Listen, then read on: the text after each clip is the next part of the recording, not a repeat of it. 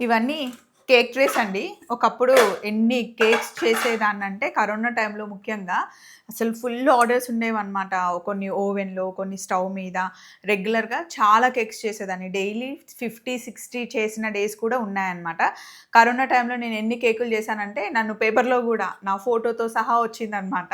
And ఈరోజు మళ్ళీ పిల్లలు అడుగుతున్నారన్నమాట. "అమ్మ కేక్స్ చేసి చాలా రోజులైంది. మళ్ళీ కేక్స్ చేయవా అమ్మ తినాలనిపిస్తుంది" అని.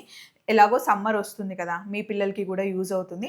ఇంట్లో మఫిన్స్, కేక్స్ సింపుల్‌గా ఎలా చేసుకోవచ్చు, గార్నిష్ ఎలా చేయాలి అనేది వీడియోస్ చేద్దామని జెప్పి అన్నీ తీస్తున్నా. అది హెయిర్ ప్లాంటేషన్ సర్జరీ ఉంది కదా!